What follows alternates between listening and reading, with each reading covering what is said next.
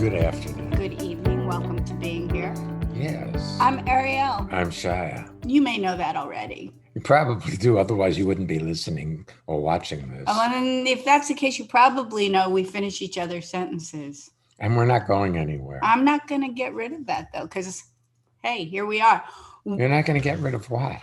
The ability to finish your sentences and have you finish mine. Okay. Something I delight in. Well, it's that we're not fighting. You know, it really is that we're willing to allow each other to be the way we are. Most of the time, you know. Mm-hmm. Occasionally we get caught in some mechanical behavior where we think we ought to be different or you ought to be different. True. But for the most part, we're at peace with each other. I'm at peace with 2020. 2020. That's Yes. vision, isn't it? You know, hopefully, as we're recording this a little bit in advance, but this episode will air on December 30th. It's amazing how we all make resolutions about how we're going to be for the new year. If you look back at last year's resolutions, for those of you who made them, I think you're going to be amazed at how you could not remotely have predicted what 2020 would bring us. Well, you know, in fact, you can't remotely predict what is going to show up in the next moment. True, but because this year happened the way it did over a period of time, it's happened over 10 years. Mm-hmm. This year lasted 10 years. It did. More stuff went down in this year than in the last 10. You know, it's accelerating. I imagine, I was thinking about it this morning, I imagine there are a lot of people listening who resolved to go to the gym twice a week, every week, having no clue that most gyms would close. Or how you would eat, or what you would do, or where you would go, or what you would see. Or if you're a student, that you'd actually study this year. So the theme of this show is I resolve to have no resolutions. Hint, hint, that's a resolution in and of itself. So we're really playing with the idea today of being here. Yeah. One of the things that's happened for me is how much more immediate life has gotten. When we go to the office or we go to lead a seminar, we go up the circular stairs into our loft office, and here we are. So we don't have to pack a suitcase to go into the city for a weekend seminar. So there used to be a lot of pre-planning for a lot of the things that we do. And what we've discovered is we're here, and then we put our attention to what comes next, and it becomes obvious what to do. So we don't need to pre-plan what we're going to do, our clothes. Well, except if you don't like being told what to do, even by yourself, then you see what needs to be done, but you don't do it because somehow you'd be dominated by your own thoughts. You'd be dominated by what you tell yourself to do. And most of us are so unwilling to be dominated by life that we miss life. Well, I definitely have some projects around the house that I have the notion I want to do, but I notice the ones that I want to do and the ones I don't by what actually gets accomplished. There are 4 light bulbs in our sunroom that need to be replaced, but they're way high up. So it involves bringing a ladder into the house, setting a ladder up in a way that I don't damage the walls. Or us in the process. So I've more or less sidelined that project for a while. Sounds like it's getting ripe. In talking about it, it's probably going to be time to move that ladder in soon. Sean and I spent many, many years working on ourselves to improve ourselves to be a better version of us, according to what our minds suggested was a better version of us. Then we discovered the second principle of instantaneous transformation, which says you can't be different than you are in the current moment. And if you can't be different than you are in the current moment, you could never have been different in any previous moment, because that's the way it goes. And then all that second guessing and working on yourself and thinking you should have, could have, would have, well, that's all nonsense. You couldn't have, you shouldn't have, and you wouldn't have because you didn't. And so maybe you can forgive yourself for being the way you are and start enjoying it instead of rebelling against it by comparing how you live to the standards that were passed on to you. How you live to the standards that are living in your head. That's right. The standards that tell you, oh, you're being to this or that or not enough. That's sweet. Yeah. I suggest today you just listen. We have a couple of lovely guests who've Zoomed in with us, where we'll be able to see them. You'll be able to hear them. We'll be able to hear them also. But you don't have to apply anything to you. You don't have to think about what's being said. Just let it register. Let it wash over you.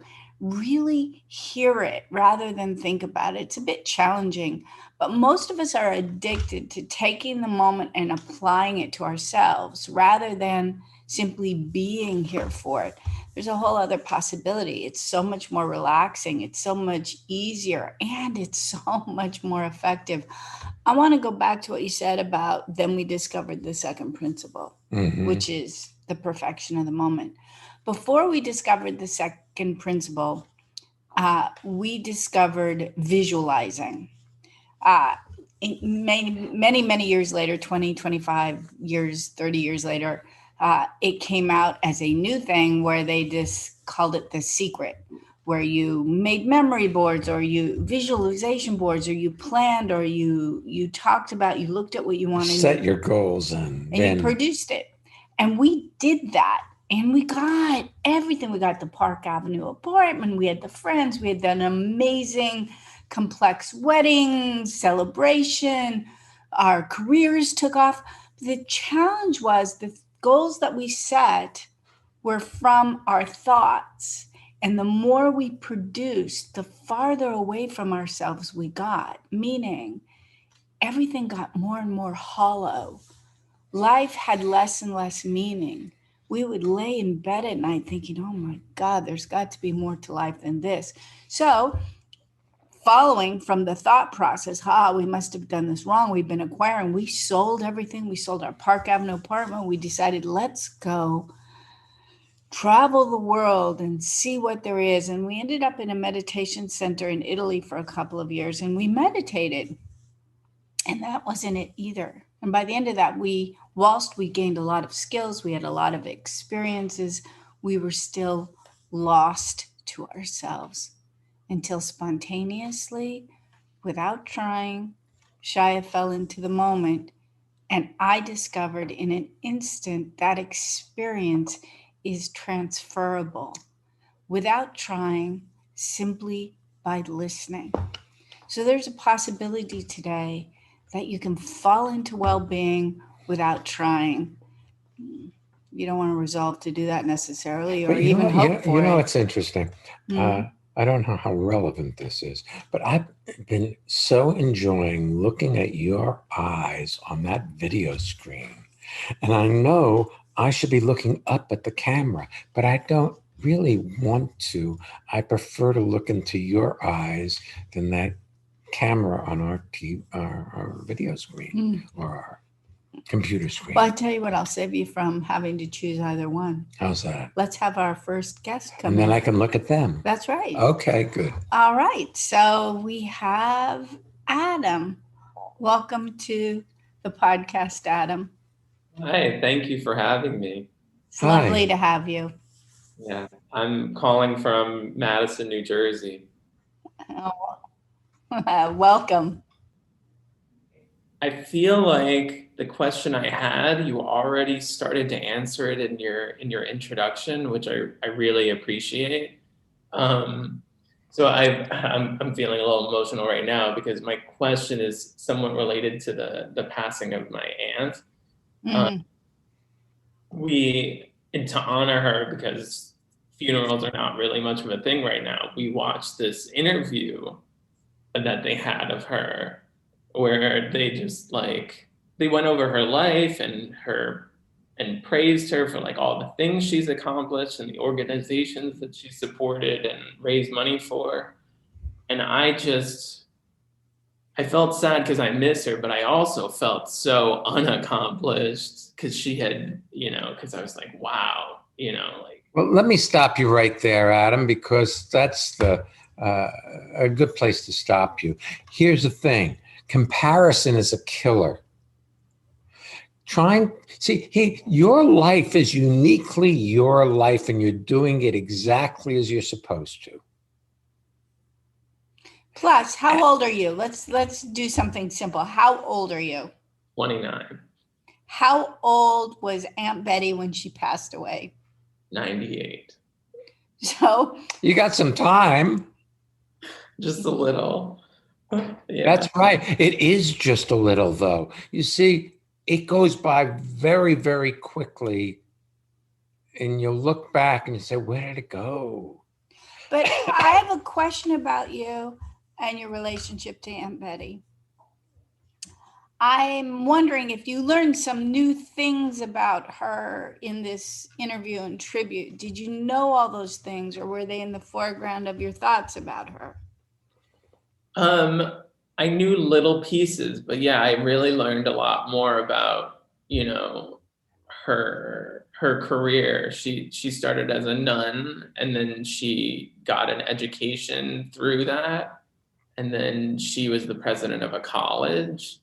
And then she was the chair of a number of philanthropic foundations where she raised millions of dollars for different causes.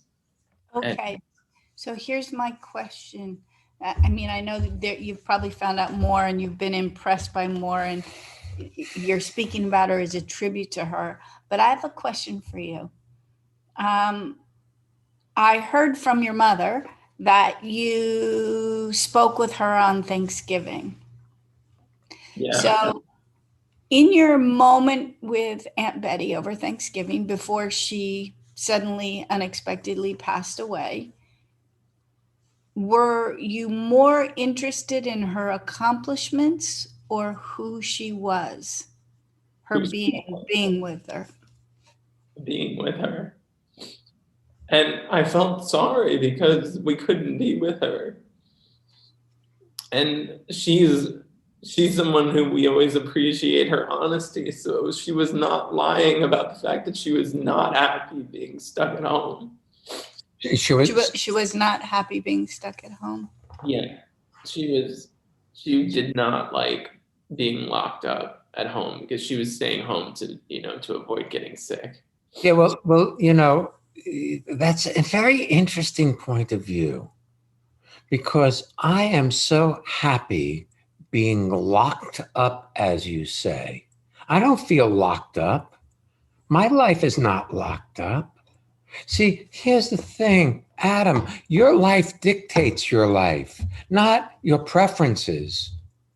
Your preferences only make you miserable, because when you get them, they're never enough.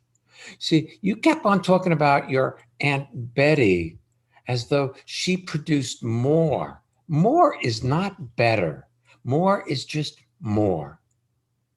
You get more stuff, it doesn't keep you going. There was this great scene from a movie called Cat on a Hot Tin Roof with Paul Newman and Burl Ives.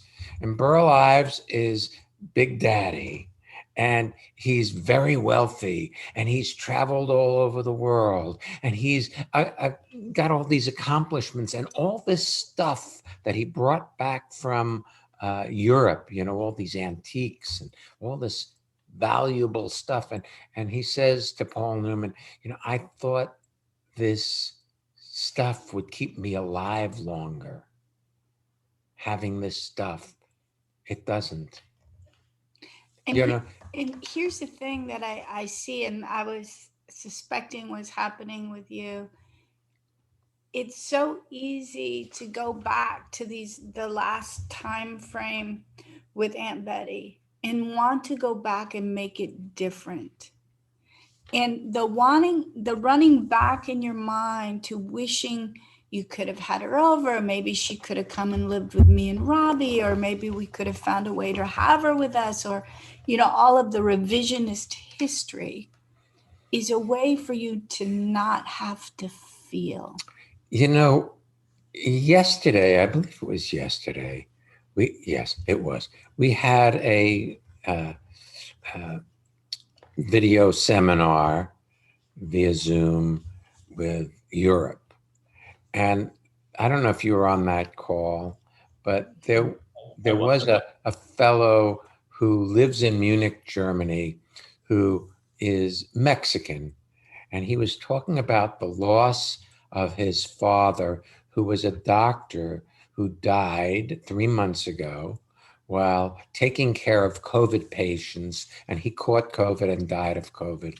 And I felt this man's immense grief and love for his father. And it brought me in touch with the loss of every human life. And that this pandemic that's Been raging.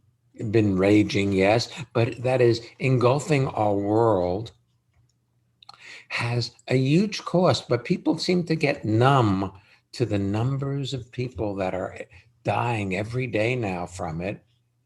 But this fellow, in his love for his father, uh, brought me back in touch with how each person matters, and everybody matters. And it's like, it's not a number.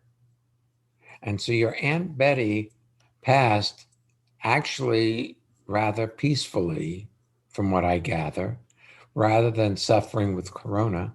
But she was not peaceful in that she wished that things were different than they are. See, what brings you peace is discovering that you are exactly where you're supposed to be, like it or not, painful or not. Where you are in your life in this moment is where you're supposed to be. And now, of course, your mind has preferences that you'd rather be somewhere else doing something else.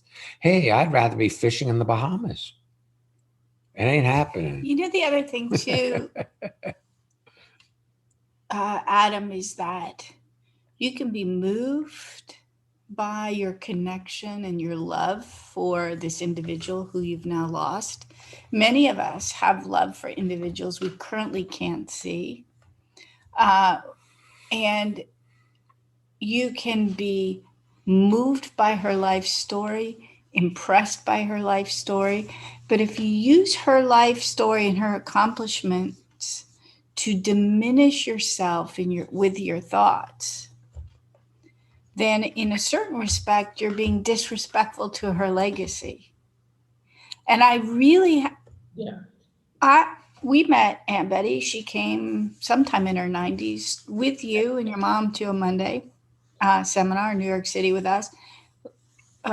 Somebody described her yesterday as a firecracker of a lady, that she was really a mover and shaker, and it's true. And I have less interest in all she accomplished in her life and more of a feeling for who she was to you. And that's enough. Thank you. Yeah. Yeah, striving to accomplish and get somewhere so you have a legacy is wasting your life, because you're not in your life as it's unfolding. I'll tell you something else about Aunt Betty. In order to have accomplished what she accomplished in this life, she had to have at least some measure of trust for herself. Because if she launched into the life as a nun, then somewhere in her was an urge for more, or she wouldn't have gotten the education while there. And then she had to trust herself enough to leave that lifestyle and do something else. So if anything, your life cannot follow her trajectory. You're not going to be a nun. No. You have different skill sets and interests, but you do have a quality of fortitude and honesty and love that she had. Yeah. She really cared about people. Sorry, did you hear me? I said she cared about people. Mm-hmm. She talked about if she could make life a little better for a few people, that would be worth it. You know, I appreciate your emotion, but at the same time, I feel you still are lost in the idea that what you produce makes your life meaningful, rather than your life is meaningful because you are alive. You're right. Yes. You're still pressuring yourself like a New Year's resolution to do better in the future, as if this moment isn't your future. Yeah. Interesting. Also, Adam, back in March, Shai and I did a seminar, which you attended. Then we went to vacation. And as soon as we got to Oregon to see my dad, we realized that we were going the wrong direction, that COVID was about to sweep the country. We shouldn't go visit our brand new baby great-granddaughter. We shouldn't go to a wedding in Hawaii. We should go home, quarantine, take care of ourselves. And when we got home, we discovered you had been stricken with the coronavirus and were desperately ill. Yes. I have to say, your living has touched us greatly. That is the accomplishment of your lifetime. You survived, you were here, and you touched the lives of all the people in our community who had coronavirus as a concept that at 28 or 29, because I don't know if you were 28 at that time or yet 29, you're old. I'm 30. I'm sorry. I just realized. Okay, you're 30. Then a 29-year-old vital individual could become so desperately ill, and there was no testing, there was nothing that could be done except for to ride it out at home. And I'd just like to say one other thing before we end this part of the segment. Are you ready? Yeah. You are loved. Thank you. Loved. Thank you. I appreciate this conversation. Ariel speaks for me there, Adam, too. A whole host of people. You're loved. You finished your sentence. I did finish your sentence. All right, sweetheart. Thanks for being with us today. Thank you.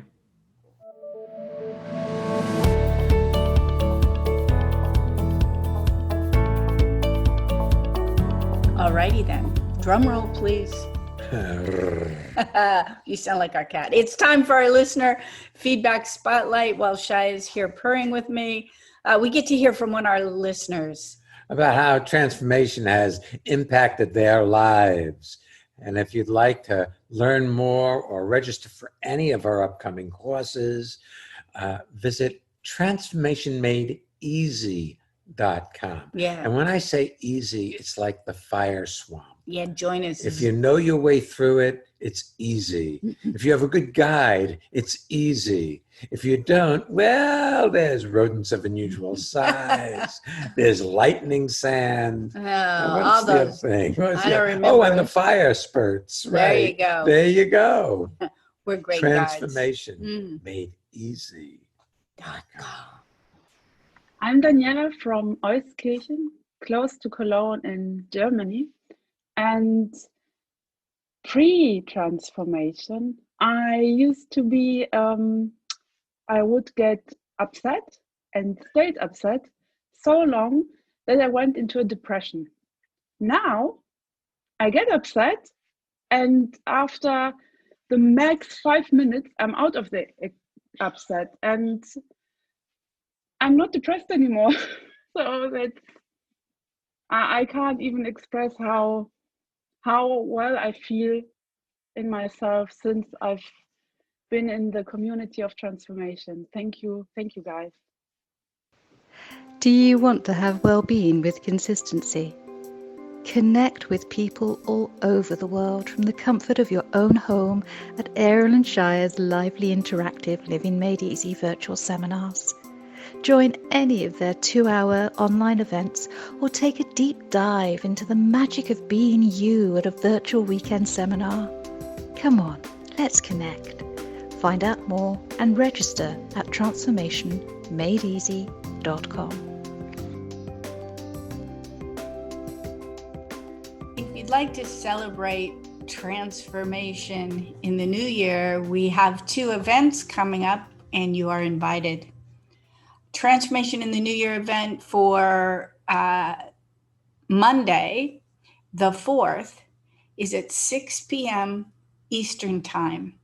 And of course, that's midnight Central European Time. So if you want to celebrate late, lots of people celebrate late on New Year's Eve. Why not then? But then the following day, on Tuesday the 5th, at 7:30 p.m. or 19:30 Central European Time, we also have that Transformation in the New Year event. And if you want to come with us to a weekend, we have Step Into Your Brilliance on January 9th and 10th. And then in February, we're offering a new course called Being Moved by Life. Well, now, both those courses are really new. Yes. In that everything we do is new. Well, certainly, Transformation in the New Year, both of those have the same title, but they will be distinctly different. Of course. Depending on who comes and how we all are when we get there. The moment is always new. It is. So it's all new if you discover how to listen. Because listening brings you into the current moment of your life, and your thoughts take you out of the current moment of your life. So what our technology is really about is living your life directly rather than through repetitive mechanical behaviors that you make New Year's resolutions not to do again. Before we call in our next... That was pretty good, That actually. was awesome. You spurred me as you were talking about people who are dedicated to being here rather than following repetitive ideas and thoughts. And before we take Katie, who is our next guest, Shai and I want to thank all of you who are listening and our devoted listeners. Many of you have been with us for years. You've been with us now from the move away from the Voice America Network to being here, producing it on our own with a whole group of volunteers. So for all the volunteers who've made this possible, and also for Valerie, who researched everything and got us up and running, all of our assistants throughout the year, both in person and behind the scenes at the Global Video Seminars, we appreciate you and thank you for being part of our community. Yeah. Let's speak with Katie. Okay. All right, Katie. Welcome to our podcast. Hi, I'm Katie from Chicago.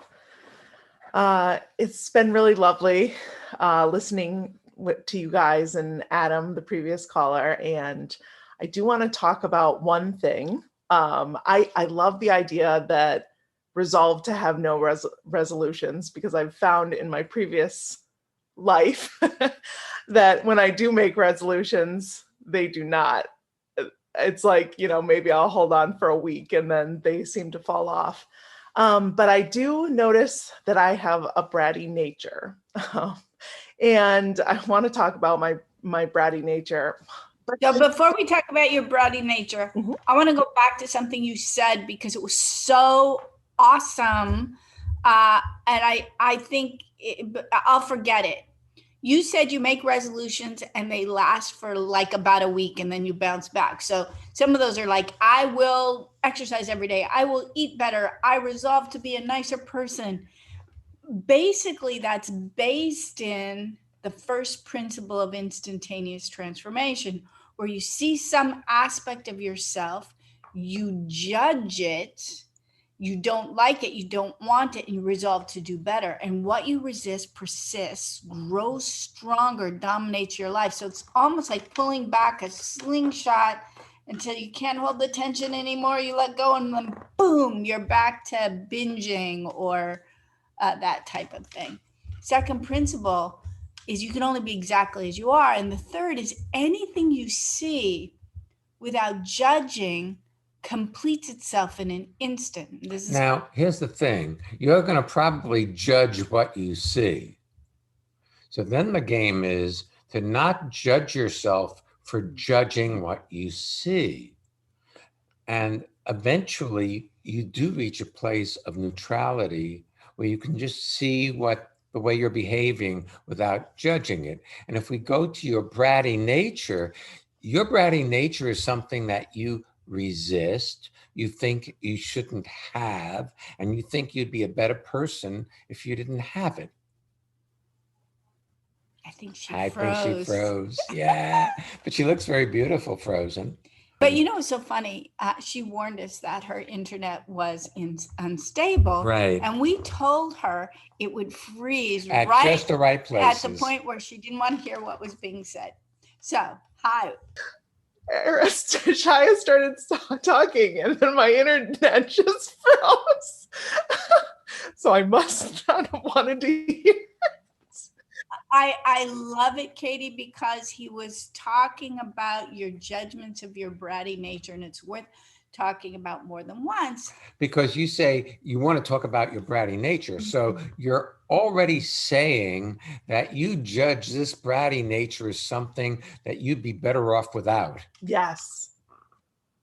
And so you're, in effect, resisting your bratty nature, which keeps it in place.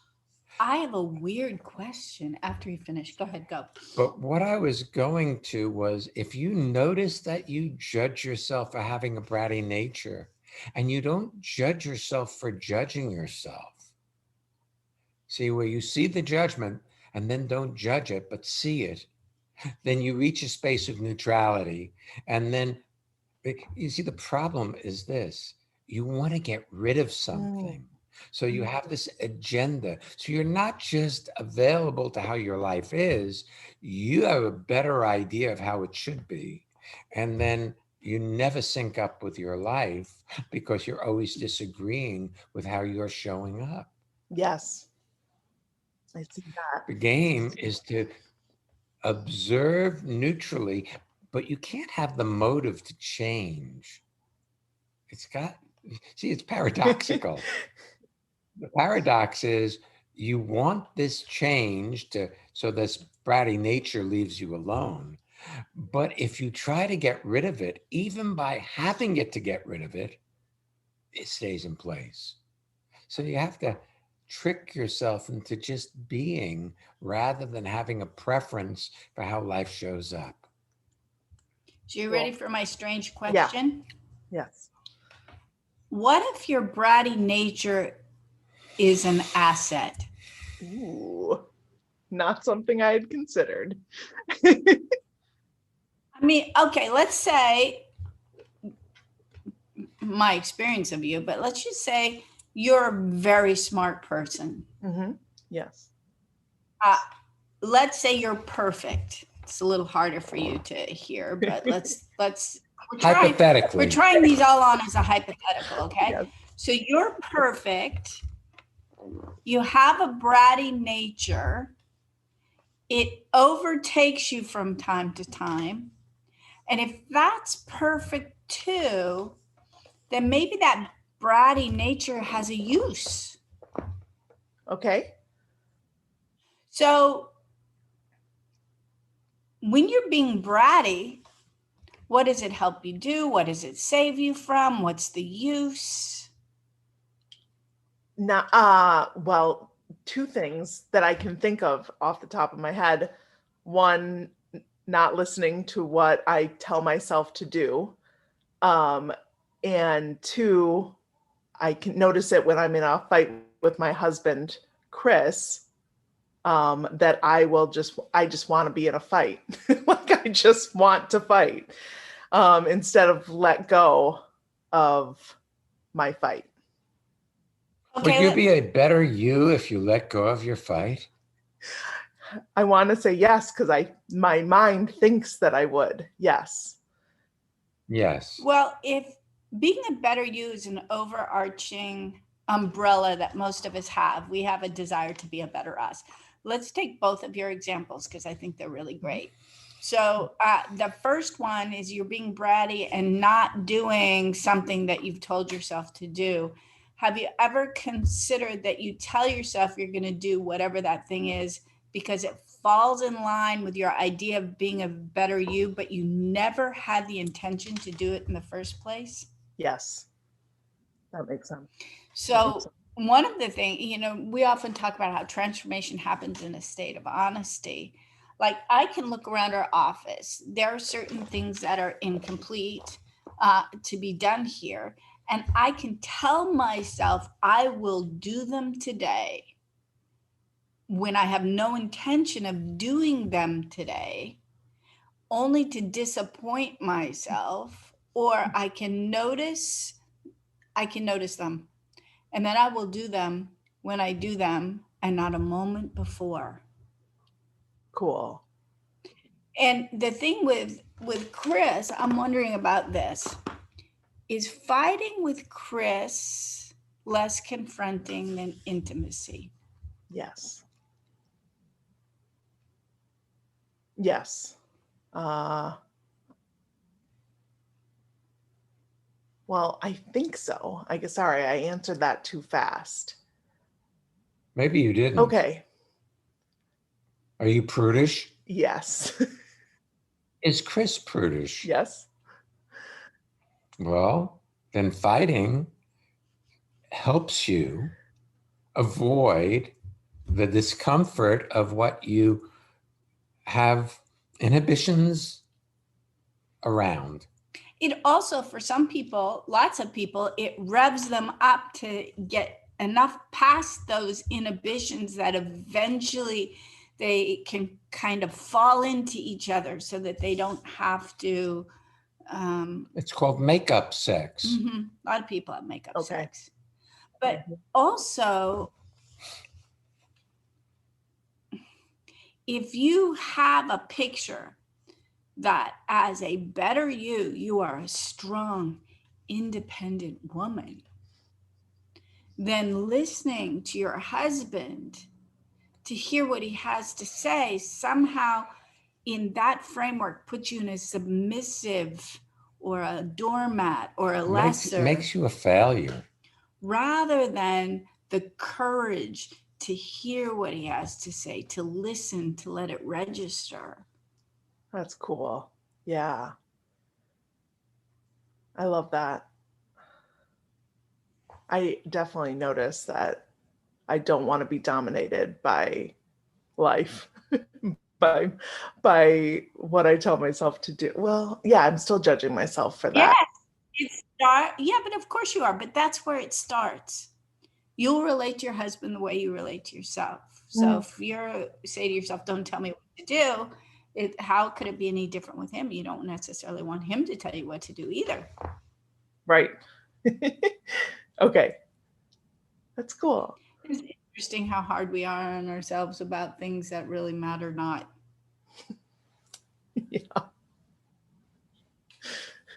I wrote an email yesterday, sent it to the address we had for the fellow, and then it bounced back. But I didn't realize until evening, like late, that it had bounced back. So I'll need to research and send it again. And it was really nice that I could let that go. Because oftentimes if I have something even silly like that, I will work on myself or the thought process wants to be hard on itself.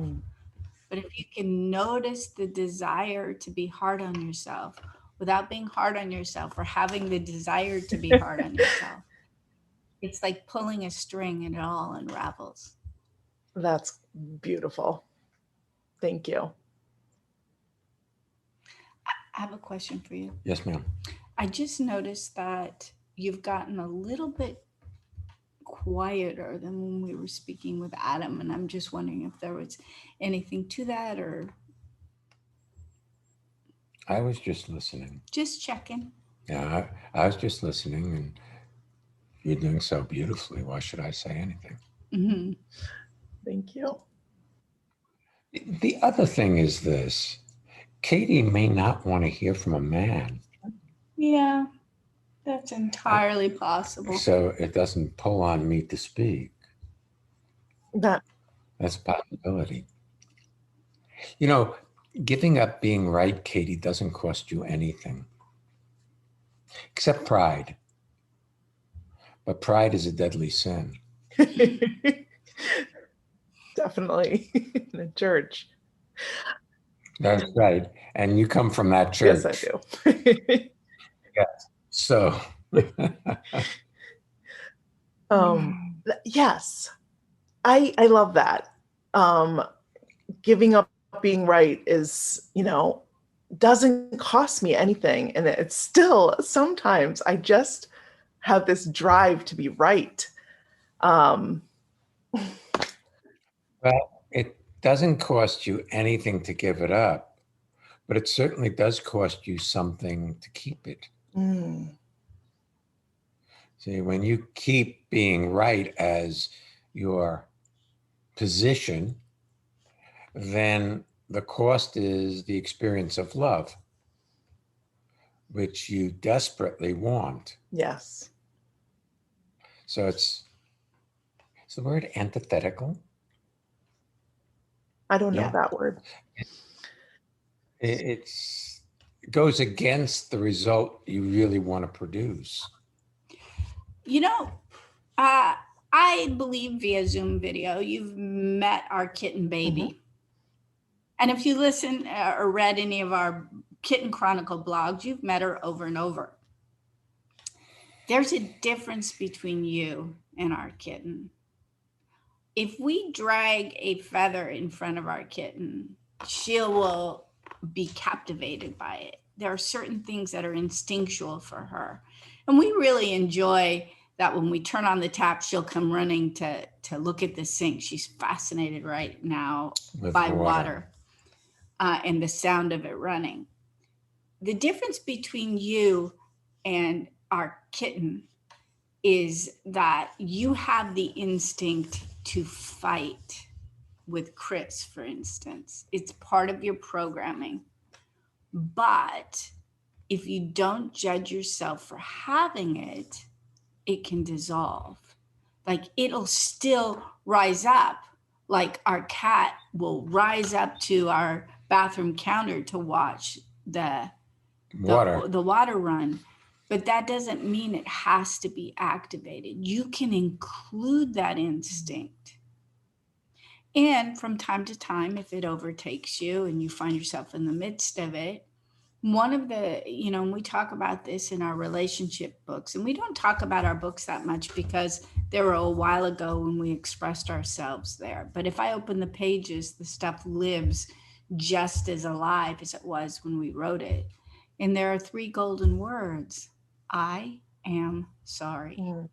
And there are times where if something gets activated, you can have a conversation afterwards. I'm sorry, I got really taken away. I was just so invested in being right. I didn't want to listen to you, or whatever is there for you to say. Thank you. I love that. You're welcome. Thanks for being with us today. Thank you. Thanks. It was lovely being with both of you. Thank you. If you've enjoyed the podcast, if you haven't done so already, you can subscribe so it comes.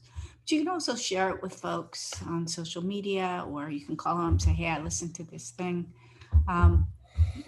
Whatever makes you happy, you're welcome to do that. Thanks for being with us today. Yes.